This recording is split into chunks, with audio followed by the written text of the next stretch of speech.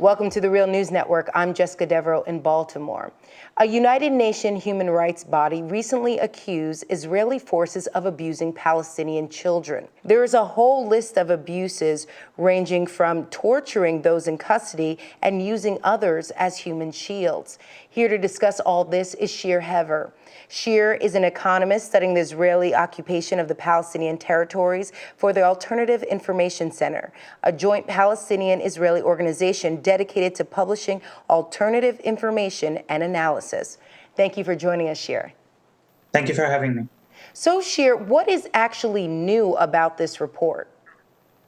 In many ways, this is not new at all. The Israeli forces have been abusing Palestinian children ever since the occupation began, and especially starting from 1987 with the First Intifada. Israel has arrested thousands of minors and as young as 7 years old, and have kept them in solitary confinement at times. Some of them were kept in administrative detention, which means that no charges were pressed against them, and they were nevertheless kept in prison. And that sort of treatment certainly is not something new, but periodically the international organizations look a little bit more into that. Now, what's starting to be a bit new now is the fact that an Israeli organization actually called B'Tselem published a report called No Minor Matter. And this report was published in 2011. It takes the UN a little bit of time to process this data, and they found that based on this information, there is a real concern that the human rights of Palestinian children are regularly violated by the Israeli army and by the Israeli police. And now they published their report 2 years later by the United Nations Human Rights Council. And why would the Israeli government continue to do such things, continue with these practices essentially, if it's just such terrible PR for them? The Israeli government is very concerned about its international image, and you're right that the sort of activities that the Israeli government is doing when they get publication, when there are videos that come out that show Israeli soldiers beating Palestinian children or torturing them, that is something that, of course, harms Israel's image around the world. I think the Israeli government is much more concerned about the image than about the moral concerns and about the actual lives and safety of Palestinian children. And indeed, the Israeli government is trying to limit those bad-looking incidences, those bad PR instances. In a law from September 2011, Israel has recognized for the first time after about 45 years of occupation that Palestinian children would be considered children until the age of 18 rather than until the age of 16. So they would have the same age categories as Israeli children.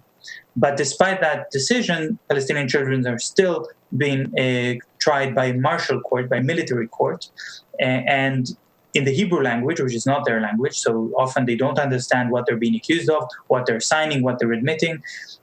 They're not allowed the rights to see a lawyer, to have an adult or their parent in the room while they're being interrogated is not observed. So these violations continue. And one of the reasons for this is that there is a sort of disconnect inside the Israeli political and military system between the part that looks outward, that tries to improve Israel's foreign relations, and the part that looks inward, that is more concerned with gaining popularity and mobilizing the public for more solidarity with the national cause against Palestinians and for the occupation. The Israeli army has hired philosophers to write its ethical code, and these military philosophers wrote that when it comes to choosing between the safety of Israeli soldiers and the safety of enemies or even foreign civilians, regardless of their age, the Israeli soldiers should always prefer the safety of themselves, of the Israeli soldiers. And an Israeli blogger, Yossi Gurvich, commented on that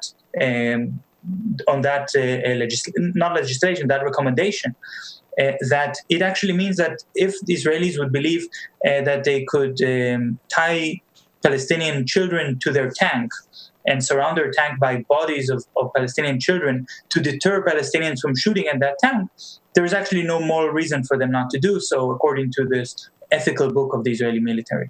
This is the sort of message that Israeli soldiers are receiving. Palestinian children are dispensable, and the lives of Israeli soldiers is sacred. And that's why one of the most key issues in that report by the United Nations Human Rights Council, but also in other reports, is the issue of human shields. And the issue of human shields, have you looked at the data? Have you seen that there's an increase of abuses in the recent government, the Netanyahu government, compared to the governments of the past? I think the amount of human shield use that we see, or the frequency of the use of human shields, is not correlated to which government is in power, but it's correlated to when there are wars, when there are invasions. Actually, the Netanyahu government is a bit concerned about launching a massive invasion into Gaza like the previous government did in 2008 until the beginning of 2009.